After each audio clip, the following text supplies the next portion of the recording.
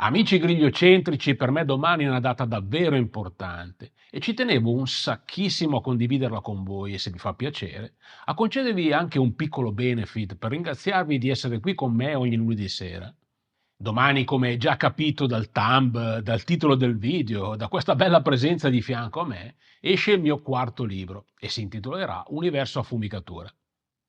Naturalmente sui vari canali come Amazon Store o Feltrinelli Store o dove volete sono già ampiamente disponibili descrizioni, immagini di anteprima. Io però ci tenevo davvero a regalarvi una vera anticipazione nel quale farvi vedere qualcosa in più di questo. Così se vi piace lo potete già prendere in prevendita andando sul sicuro e se invece vi fa cagare semplicemente risparmiate i vostri soldi. Come potete vedere, il drink di oggi è un po' quello delle grandi occasioni. Io sono Marco Agostini e ce lo berremo insieme mentre sfogliamo le pagine di Universo a fumicatura.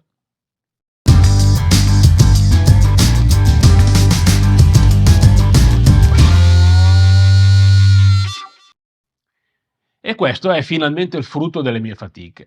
Prima di aprirlo, però, giusto due parole sull'idea e sul tema, vi va? Come dicevo, questo è il mio quarto libro, il terzo di fila edito da Feltrinelli. Ho iniziato in maniera molto umile, molto semplice, con il tascabile Subito Barbecue in collaborazione con Cairo Editore. Poi, una volta passato in Gribaudo Feltrinelli, ho pubblicato il mio bestseller Universo Barbecue, che mi ha regalato tantissime soddisfazioni, in continua ristampa e oltre 30.000 copie vendute. E infine è arrivato Universo Bistecca, un libro per molti versi unico nel suo genere, uno dei pochissimi che mi è capitato di vedere che tratta in maniera specifica ed esclusiva la selezione, il taglio e la cottura della bistecca.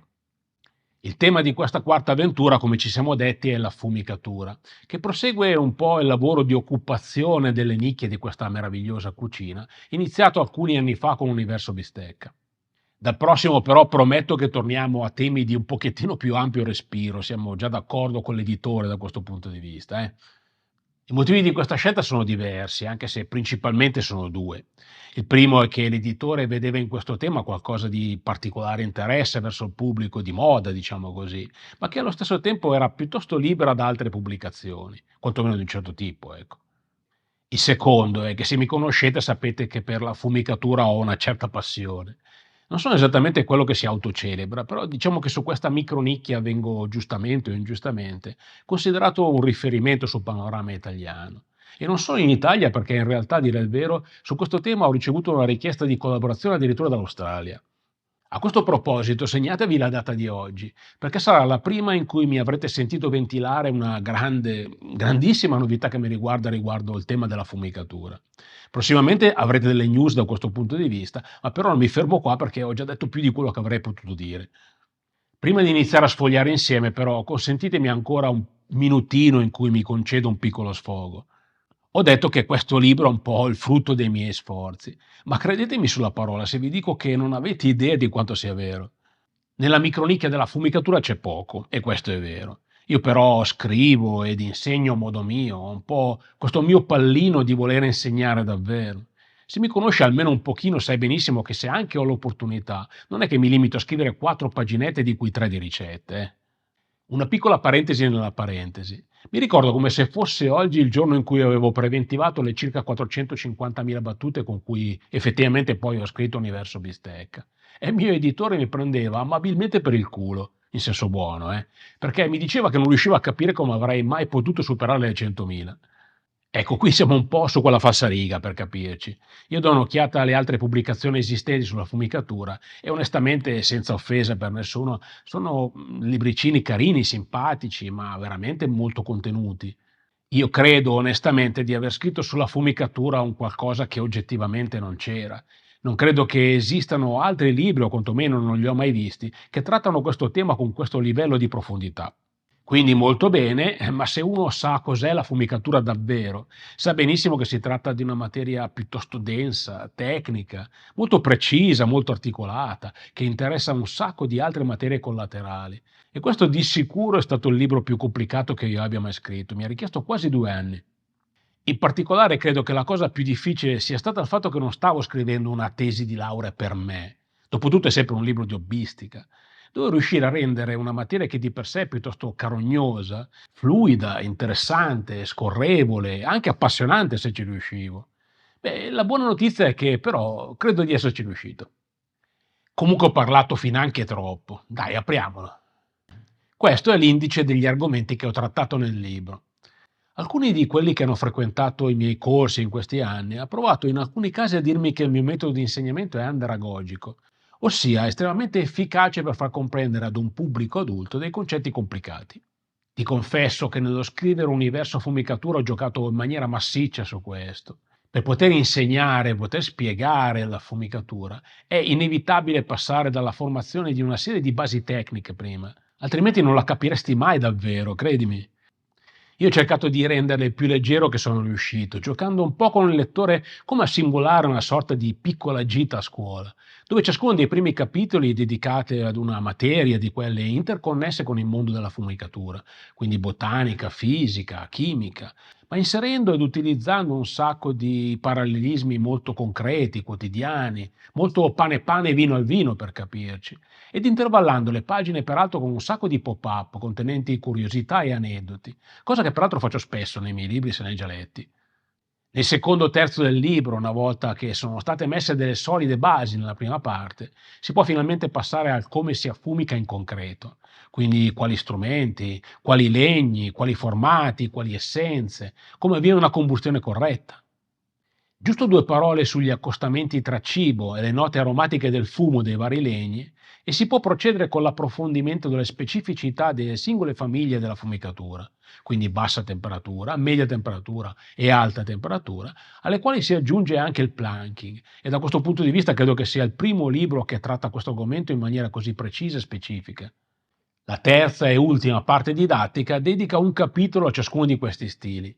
E se mi posso permettere di darmi una piccola pacca sulle spalle da solo, posso dirvi onestamente che credo che siano state impostate in maniera molto efficace. In ognuno si realizza figurativamente una fumicatura passo passo in quello stile. Quindi cosa c'è bisogno, i fattori critici che determinano il successo della fumicatura, a cosa prestare attenzione in ciascun passaggio, eccetera, eccetera. Non resta che la parte conclusiva, di quelle che a me piace chiamare ispirazioni. Nota bene che non ho detto ricette. Io te lo sto dicendo perché vedi, i miei libri per fortuna hanno sempre riscosso recensioni molto positive, ma i pochi che hanno mosso critiche in questi anni lo hanno spesso fatto sul ricettario.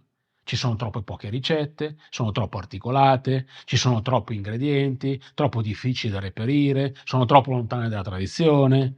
Ragazzi, io non sono Benedetta Rossi, con tutto rispetto per Benedetta Rossi ovviamente, e anche se il direttore della mia banca sarebbe contento se lo fossi. Però vedi, io di lavoro faccio il formatore. Per me la ricetta deve obbligatoriamente essere didattica, ossia essere uno spunto, anche interessante da fare, anche piacevole da portare a casa, già che ci siamo, ci mancherebbe, ma pur sempre uno spunto, che deve servire per mettere in pratica quello che hai imparato in primis. Veniamo quindi alla parte più gustosa di questa anteprima. Vediamone insieme qualcuna giusto come esempio, cercando di toccare un po' tutti i generi, vi va? Lasciamelo dire, una di quelle di cui sono più orgoglioso, perché a mio modesto parere è uscito davvero molto bene il bacon di agnello, ricavato da lombo di agnello e quindi da sella disossata, in altre parole, e affumicato naturalmente a media temperatura, come bacon deve essere. Su questo c'è poi prosciutto d'Aragosta, pastrami di picagna, pimil bacon. Se sulla fumicatura c'è poco, diciamo che sulla fumicatura a media temperatura non c'è niente del tutto e quindi non mi sono risparmiato, diciamo. Sulla fumicatura a freddo, poi, uno dei miei cavalli di battaglia, mi sentirei di consigliarvi il salmone in alghe nori, che nella sua semplicità è riuscito a stupire più di uno. Una polpa burrosa, cremosa, grassa, intensa, contrastata dai picchi sapidi dell'alga nori. Davvero interessante. Sulla fumicatura a freddo poi ho fatto valere il mio peso specifico e per una volta in senso figurato e non reale, di pioniere di questo argomento. Ci sono pesci di ogni genere, pesce spada, tonno, oltre naturalmente allo speck e a tutti i grandi classici che se mi seguite amate su questo tipo di materia. Mi sono fatto rispettare, tranquilli. Sulla fumicatura a caldo poi secondo me si cade davvero in piedi. Mi credete se dico che non so da dove cominciare? Il petto d'ana tra la Weiss e il tè nero secondo me spacca di brutto. Ma se devo nominarti la ricetta che più è riuscita a stupire, anche in relazione alla sua semplicità di realizzazione, ti dico un primo piatto molto invernale che non per niente era nato in omaggio a degli sposi del mio catering, il cui matrimonio era in dicembre. Una crema di cavolfiore affumicato, davvero spaziale, credetemi. È incredibile, sa di funghi quasi, ha un qualcosa anche della castagna e le note di affumicato sono davvero morbidissime. C'è poi prosciutto di maialino, anatra al cognac, chorizo, dentice e un sacco di altre cose, vedrai. Non resta che il planking, con una sezione forse solo leggermente più piccola rispetto alle altre, ma che compensa a mio avviso per interesse. Mi limito solo a citare il salmone glassato al bourbon e il branzino in crosta di pane e patate. Dai, basta che è già un quarto d'ora che parlo. Manca solo che ve lo lega in diretta, neanche fosse un audiolibro.